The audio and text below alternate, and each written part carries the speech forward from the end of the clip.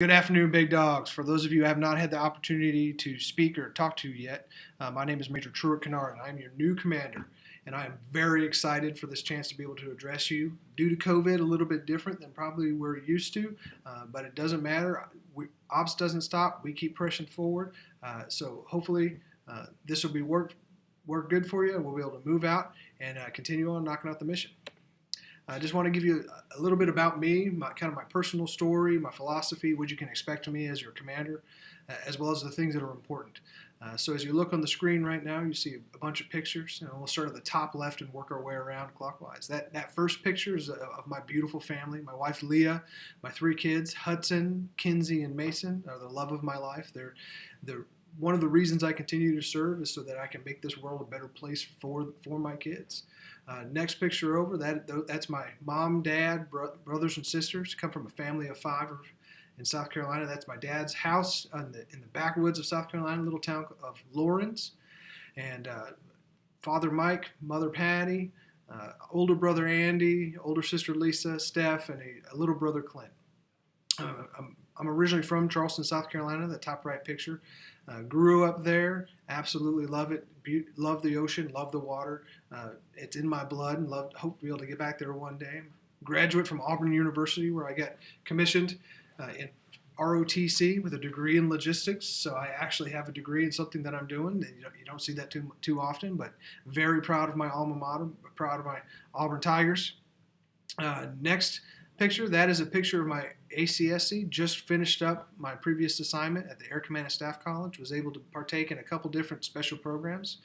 One, the multi-domain operational strategist, and also a political affairs strategist. Basically all the strategy you could hope for. And if you have any questions, more than happy to talk to you about it ad nauseum. But I bring up that picture because I love the Air Force. I love the people that are in the Air Force, the mission of the Air Force. I love the culture. I love the opportunities that it provides. And it has shaped me, and my love for the Air Force I hope to be able to convey to you, to show you the noble and great things that you do, that we continue to do in our service.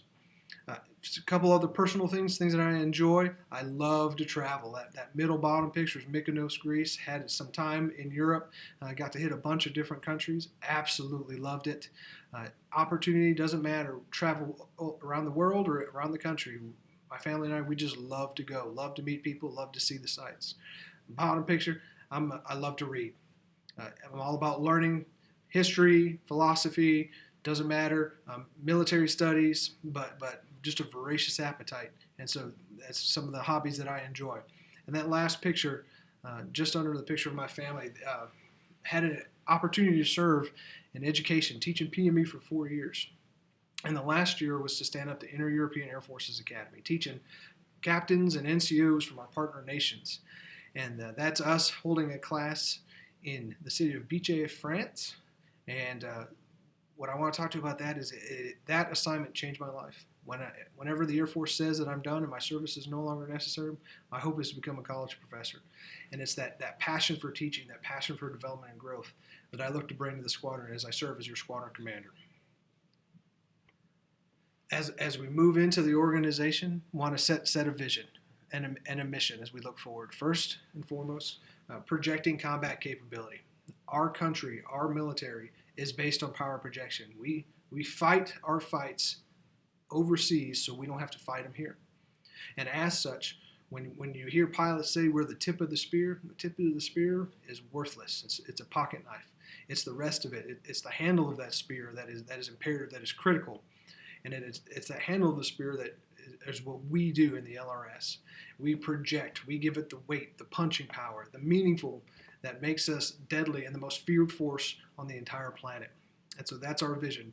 Always projecting, always looking at combat, focused on capability. Our mission, professional airmen providing world-class logistics all day, every day. Professional airmen, you guys are the single most important weapon system we have in the United States Air Force. And I look forward to being able to go on your journey as we grow, both as individually and as a team, and continue to provide that world-class logistics support. Everything stops without the LRS, period, dot. Every person who comes onto this base, everything that moves happens because you do that. And I'm excited to be your advocate, telling the world about the good work and the great things that you do for our country. A little bit about philosophy, values when it comes to leadership. So my leadership philosophy that has kind of shaped me throughout my entire career. First, what I want to do is I want to motivate and build teams who do the right things in the right way and get everything else out of the way. I believe in it. It's inverted pyramid. The only reason I am here as a leader, as an officer, is because you are here. You are my mission.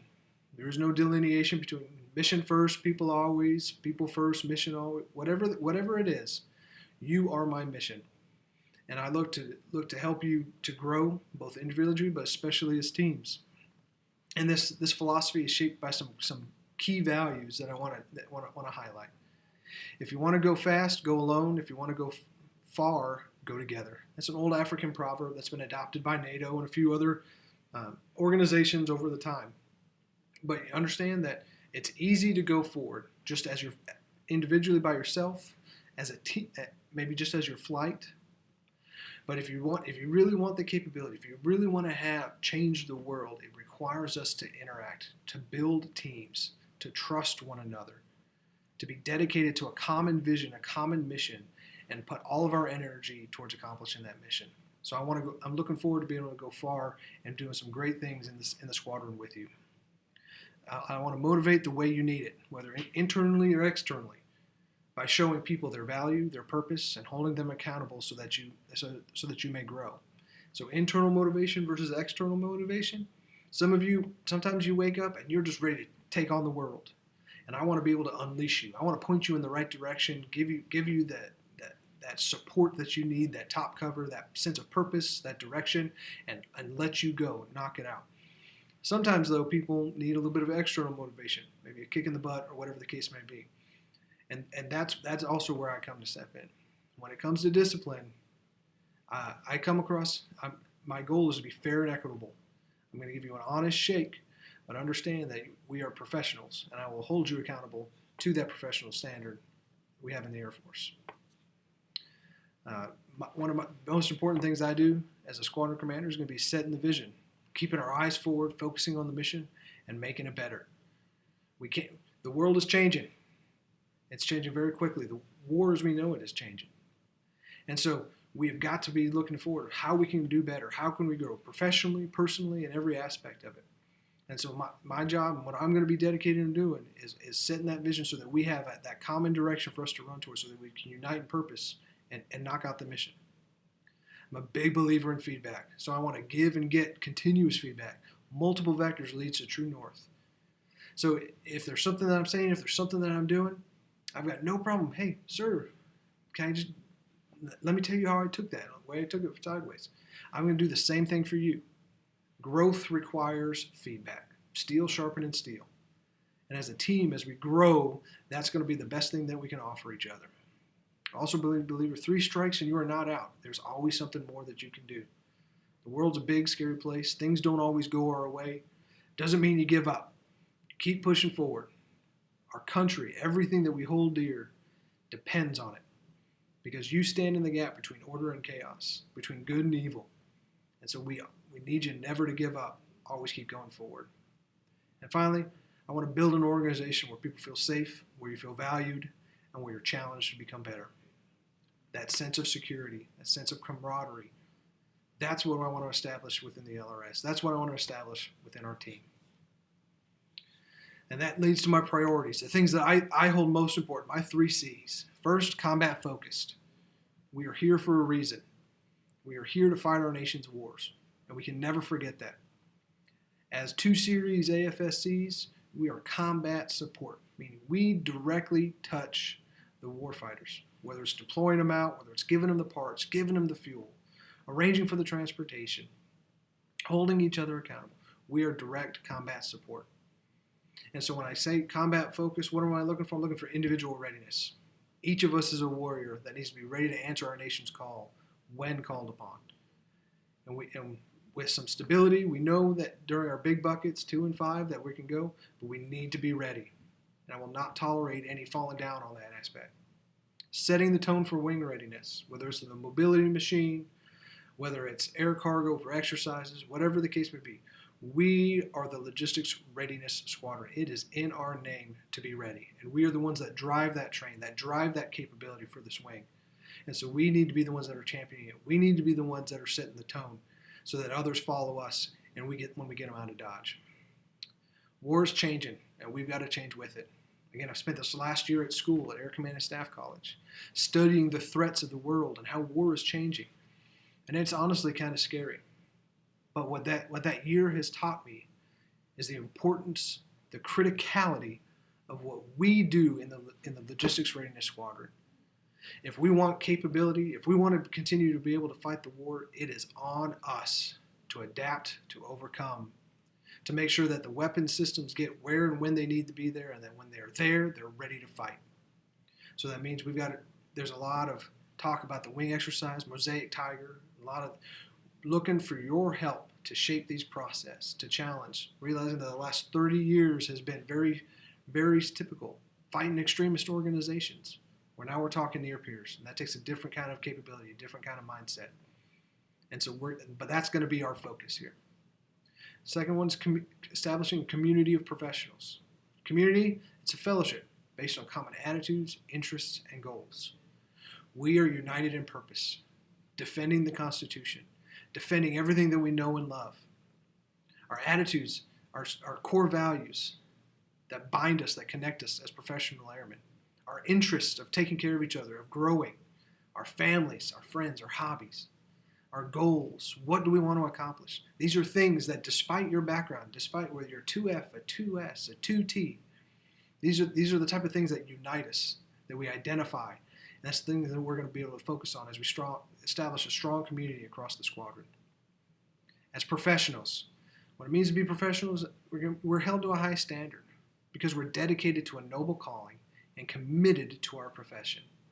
Our high standard, our line of work is dangerous. We are managers of violence. In the LRS, that doesn't mean we're pulling the trigger, but we are a critical component in allowing that trigger to be pulled. And because of that very serious nature of our business, we expect great things. We have to do it right.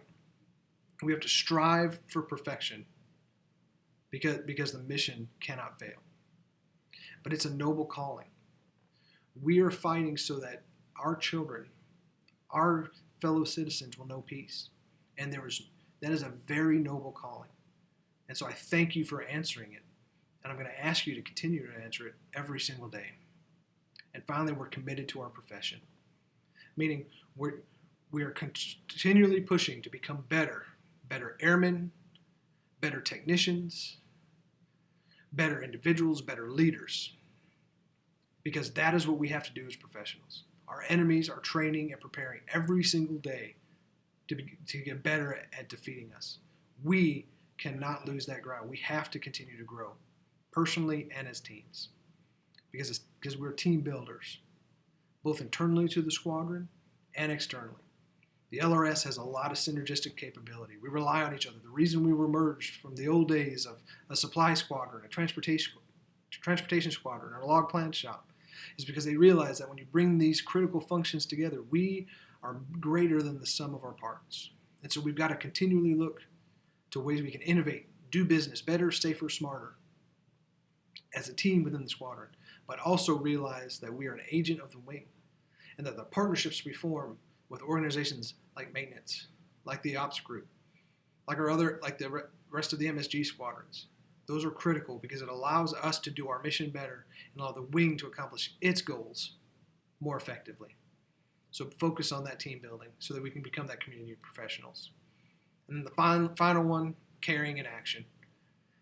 We hear a lot of nice words, a lot of buzzwords, but I want to get that out of the way. Words mean nothing when the need arises. So I firmly believe that we recruit individuals, but we retain families. So if you have a family, I want to get the key spouse going. I want it to be something that our spouses value and find goodness in. And so I've tasked the team to start getting the messaging out together, and I ask for your help in supporting that endeavor. We're going to take care of each other. It's my goal that everybody here loves the Air Force as much as I do. I realize that's not going to happen. There's going to be challenges. There's going to be different walks of life, and that's okay. But I want to make sure that you're equipped professionally and personally so that you're tempted and you want to continue to serve this noble profession. I also believe that those that can do. Those that can do more, lead. Our greatest capability in the United States Air Force is you. I'll tell you a story. I had a chance to talk to some Russian nuclear inspectors during an open skies treaty, and they were amazed that they had just come from F.E. Warren and had witnessed an operation where we were swapping out a warhead on an ICBM and bringing in a new one. And the team that was doing it was led by a tech sergeant. The security forces element that had secured the compound to make sure it was safe and were guarding against it was led by a staff sergeant. He said in Russia, they'd be at least headed by an 06 colonel, supported by 7 or 8 lieutenant colonels. The security element would be led by at least a major. As airmen, at all ranks, we expect you to do more. And I would argue that by virtue of you being in this uniform, being in this squadron, that you are capable of doing more. So I'm going to ask you to do it every single day. Lead. Lead yourself, lead your team, lead your family, lead your friends. Make the environment you find yourself in better. Focused on growth at the individual and team level. Again, it's a scary world, and we have got to grow as professionals. And I want to help you with that. That doesn't mean I'm going to give you everything you want. My oldest son loves Oreos, and if he could have it his way, he'd eat Oreos for every single meal. But I love him too much to let him do that. Sometimes he needs a little bit of discipline. Sometimes he needs a little bit of direction. And that's what I'm looking for. I'm looking to challenge you, looking to challenge the teams so that you can grow, to become better airmen, to answer the threats of tomorrow, to answer the calling when it's needed. And those are my 3 priorities that I'm going to ask you to remember, because I'm going to need your help in saying how we shape that as a squadron. What does that look like? I want to establish some red lines. These are things that I have 0 tolerance for. First one is any harm directed to an Air Force member. That's military, civilian, it's regardless. If you're in the Department of the Air Force, DOD, 0 tolerance for anything like sexual assault, harassment, bullying, or creating a hostile work environment. We're a community. We have to feel safe so that we can focus on the job. And if you're worried about somebody talking bad about you, you're worried, you're scared about coming into work, you can't focus on that. So if you decide to pursue any of these unhealthy habits in this squadron, you'll have no mercy from me.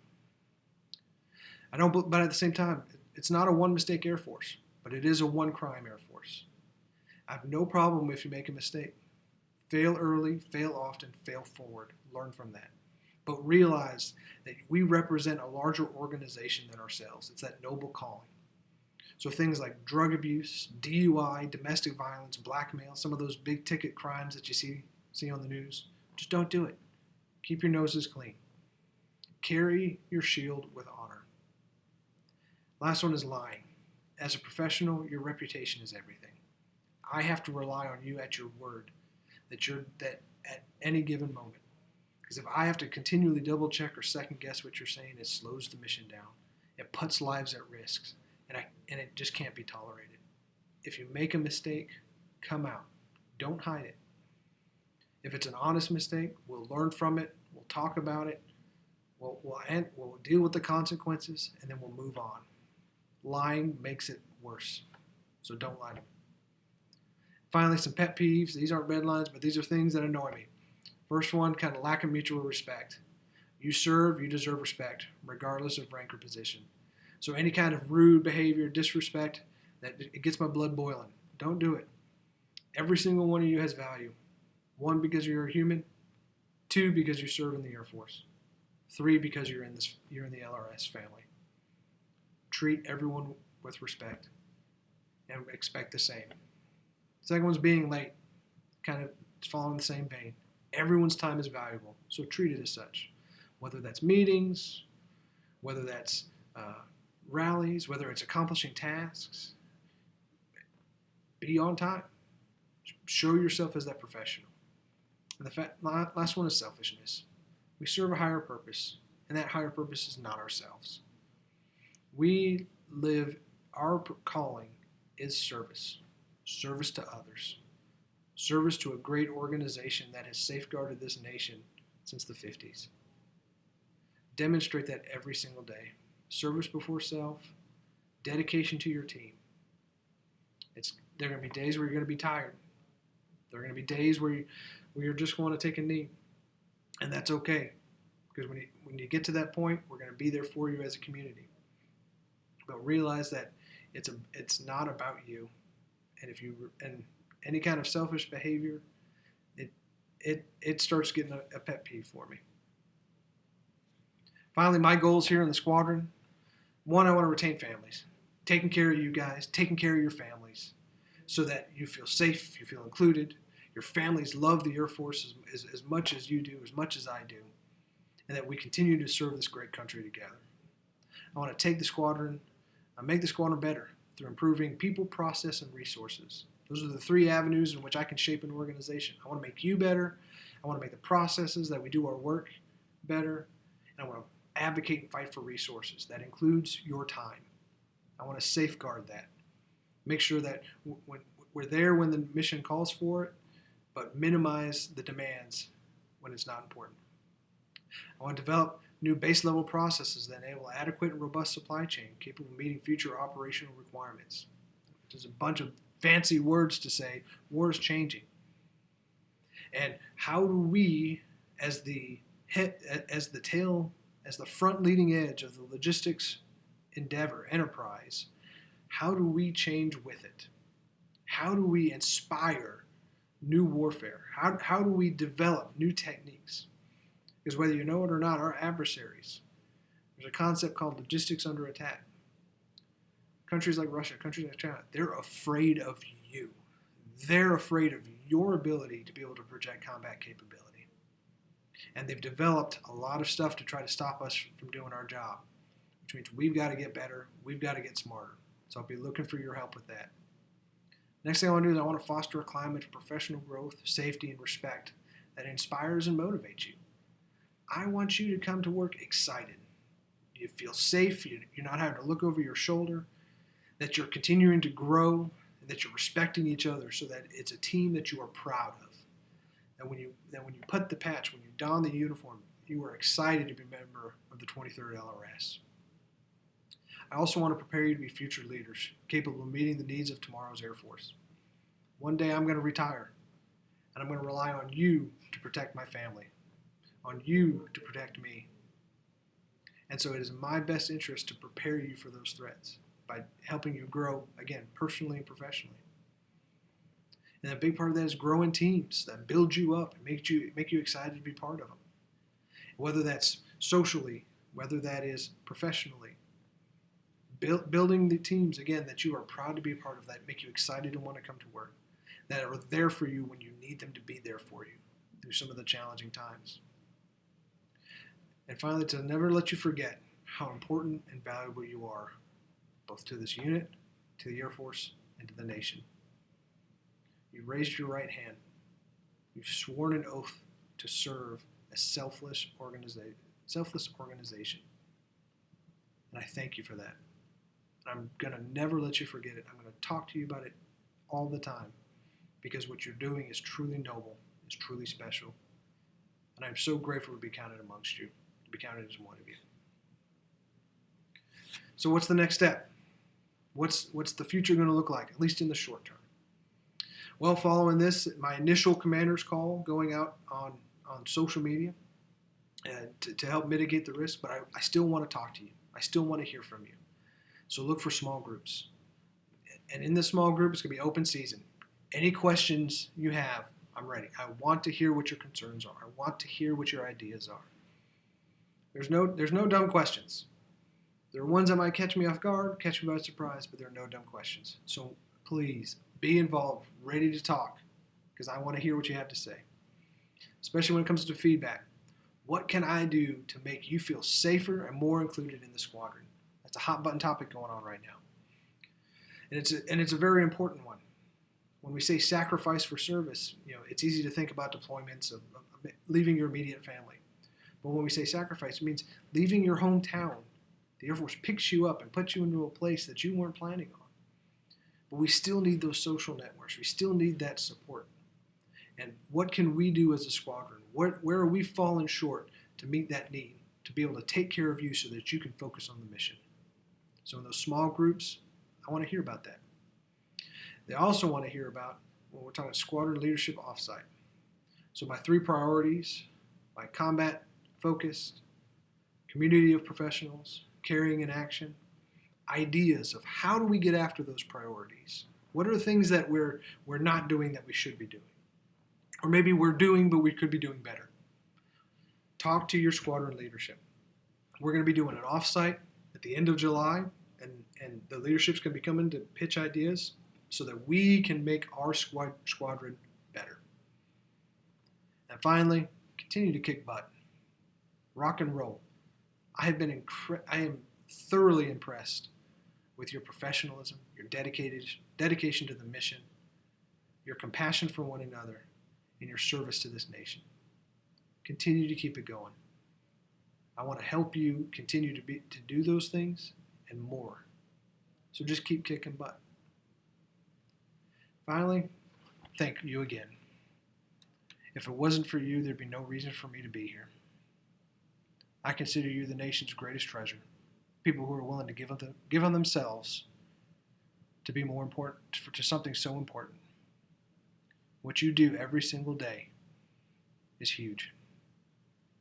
I look forward to serving alongside of you. I look forward to leading you. I look forward to continuing to safeguard our nation from our adversaries every single day. And I also look forward to getting to know each and every single one of you. All right. We'll see you in the small groups, and we'll see you around the squadron. Take care. Out here.